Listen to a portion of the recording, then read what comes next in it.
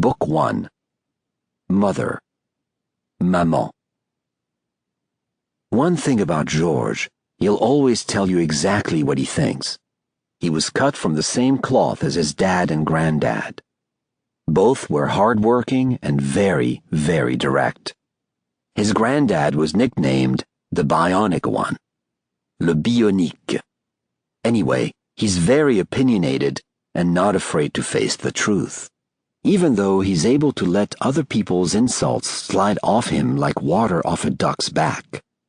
In fact, you want to know the real Georges? He stays friends with his foes. Le v'là ton Georges. There's your real Georges. My mother. I'm scared.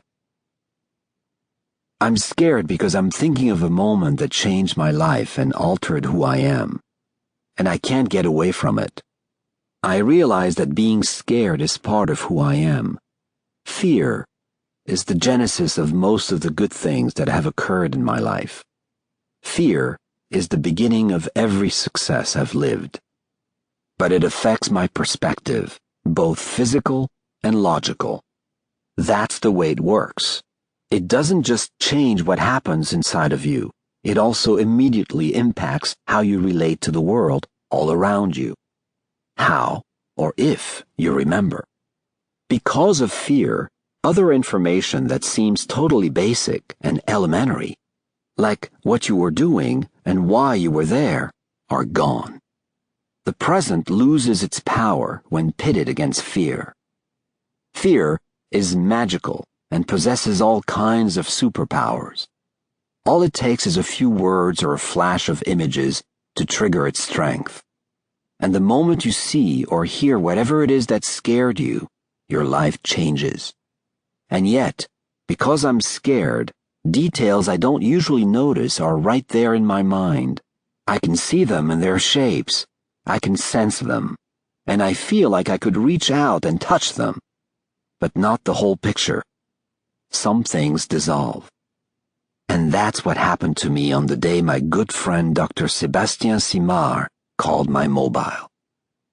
In fact, I'm sitting here trying to think of where I was when the phone rang, but I can't remember.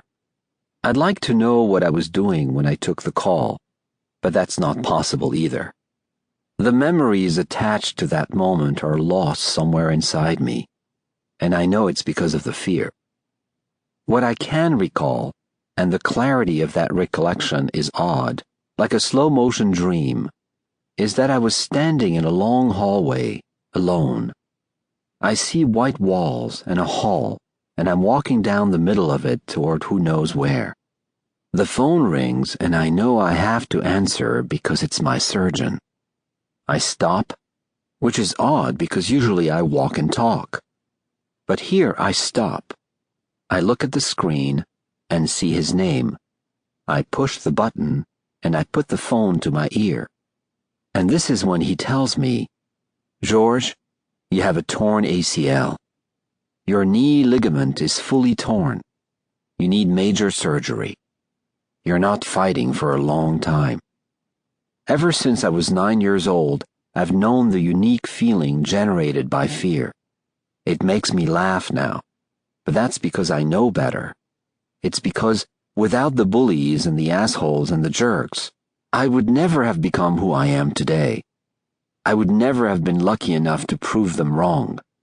I would be somebody different, and nobody can know who that person would or might have been. I just don't care about the possibilities because I can't change any of the things that have come before me. All I know for certain is the present. I've also known for a long time that fear comes in two packages, good and bad. Here's an example of good fear. When I was 12 years old, my buddies and I would gear up on winter days and plan these big street fights in our neighborhood. All the kids from my street or my neighborhood. We wore these big, thick winter coats, toques, and gloves to protect ourselves from the -30 Celsius Canadian winters. We'd have these epic battles.